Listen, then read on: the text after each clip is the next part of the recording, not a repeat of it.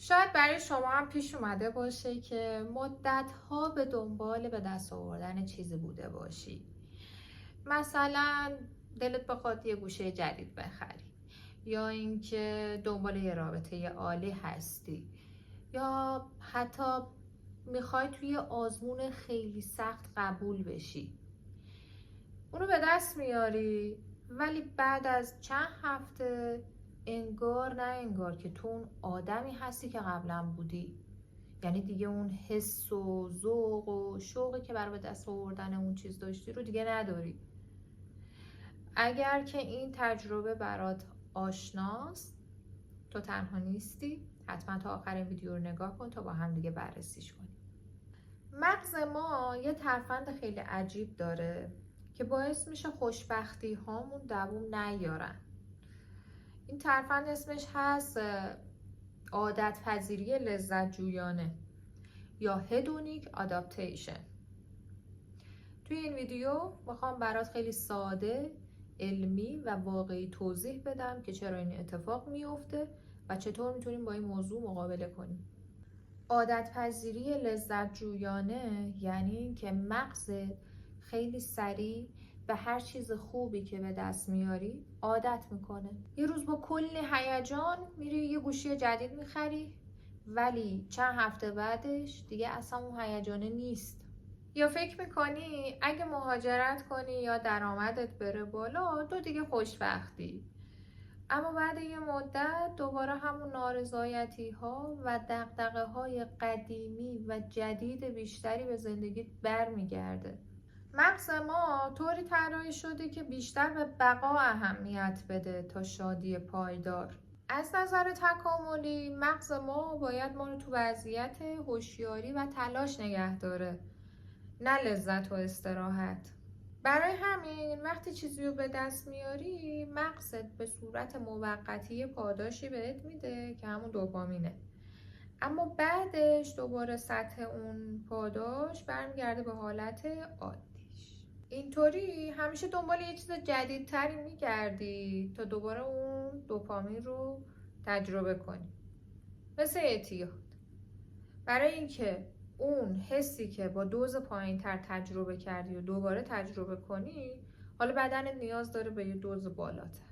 این مکانیزم باعث میشه که ما همیشه توی چرخه بی‌پایانی بیفتیم. میدویم دنبال پول، عشق، سفر، موفقیت و فکر میکنیم که قرار اون چیز ما رو خوشحالمون کنه.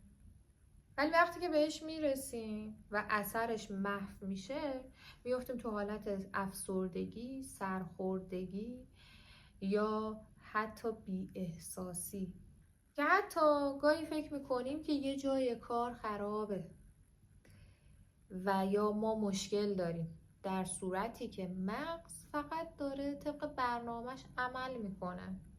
خبر خوب اینه که ما میتونیم این چرخه رو بشکنیم، نه که کامل حذفش کنیم، ولی خب میتونیم کنترلش کنیم که در ادامه من چند تا تکنیک بهتون یاد میدم که با استفاده از اونا میتونید این چرخه رو کنترل کنید. تکنیک اول قدردانی روزانه است. نوشتن 3 تا چیزی که بابتشون قدردانی. این کار روزانه انجام بده، چون میتونی به مغزت یاد بدی که بابت چیزایی که داری هم قدردان باشه، بهشون توجه کنه، نه اینکه فقط توجهش رو بذاری رو چیزایی که نداری و جدیده.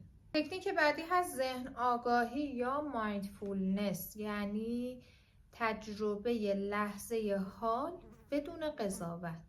مثلا حتی وقتی که میخوای یه لیوان چای بخوری مزه‌شو واقعا بچش، حسش کن، لمسش کن. معمولا ما وقتی یه کاری رو انجام میدیم یا تو فکر آینده ایم یا داریم با گذشته مقایسه میکنیم.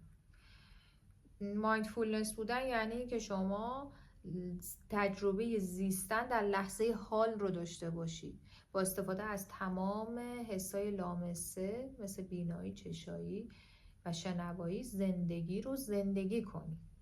مورد بعدی هست وقفه بین پاداش ها. به جایی که مدام و پشت سر هم به خودت جایزه بدی و تفریح کنی، یه فاصله بینشون بذار چون مغز تو با تکرار نکردن بیشتر قدردان لذت ها میشه. مورد بعدی هست تنوع تجربه. به جای اینکه یه مدل خوشی رو تکرار کنی، مثلا فقط بری خرید کردن یا فقط غذا خوردن باشه، بهتره که تجربه های جدیدی رو امتحان کنی، چون اون تجربه های جدید بهت حس متفاوت تری میدن.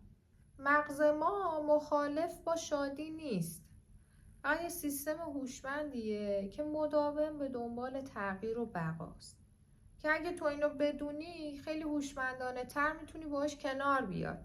به جای اینکه قربانی اون چرخه بشی، میتونی سوارش بشی. پس دفعه بعدی که حس کردی چیزی که خوشحالت کرده دیگه اونقدر جذاب نیست، بدون که این بازی مغزه، نه مشکل تو. اگه از این محتوا خوشت اومده لایکش کن لطفاً، کانالمو سابسکرایب کن و اگه تجربه در این خصوص داشتی حتما تو کامنت ها برام بنویس، میخونمش و جواب میدم. و اینکه توی ویدیوی بعدی میبینمتون.